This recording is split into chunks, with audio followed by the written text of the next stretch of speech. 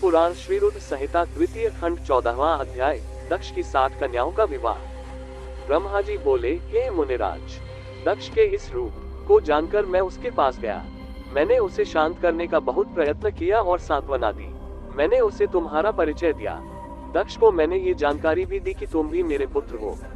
तुम मुनियों में श्रेष्ठ एवं देवताओं के प्रिय हो। तत्पश्चात प्रजापति दक्ष ने अपनी पत्नी से 60 सुंदर कन्याएं प्राप्त की। तब उनका धर्म आदि के साथ विवाह कर दिया।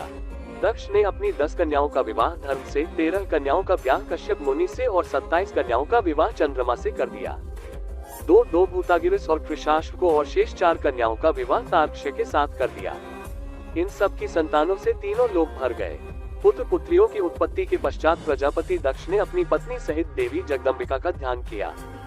देवी की बहुत स्तुति की। प्रजापति दक्ष की सपत्नीक स्तुति से देवी जगदम्बिका ने प्रसन्न होकर दक्ष की पत्नी के गर्भ से जन्म लेने का निश्चय किया। उत्तम मुहूर्त देखकर दक्ष पत्नी ने गर्भ धारण किया। उस समय उनकी शोभा बढ़ गई।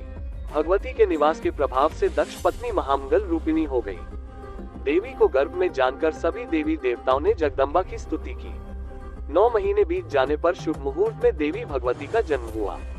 उनका मुख दिव्य आभा से सुशोभित था। उनके जन्म के समय आकाश से फूलों की वर्षा होने लगी और मेघ जल बरसाने लगे। देवता आकाश में खड़े मांगलिक ध्वनि करने लगे। यज्ञ की बुझी हुई अग्नि पुनः जलने लगी।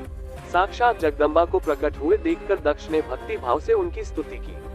स्तुति सुनकर देवी प्रसन्न होकर बोली, हे प्रजापते, तुम्हारी तपस्या से प्रसन्न होकर मैंने तुम्हारे घर में पुत्री के रूप में जन्म लेने का जो वर दिया था वह आज पूर्ण हो गया है। ये कहकर उन्होंने पुनः शिशु रूप धारण कर लिया तथा रोने लगी। उनका रोना सुनकर दासियां उन्हें चुप कराने हेतु वहां एकत्र हो गईं। जन्मोत्सव में गीत और अनेक वाद्य यंत्र बजने लगे। दक्ष ने वैदिक रीति से अनुष्ठान किया और ब्राह्मणों को दान दिया।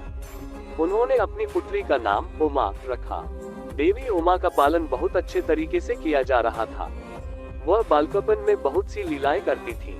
देवी उमा इस प्रकार बढ़ने लगी जैसे शुक्ल पक्ष में चंद्रमा की कला बढ़ती है। जब भी वे अपनी सखियों के बैठती, वे भगवान शिव की मूर्ति को ही चित्रित करती थीं। वे सदा प्रभु शिव के भजन गाती थीं, उन्हीं का स्मरण करती और भगवान शिव की भक्ति में ही लीन रहती।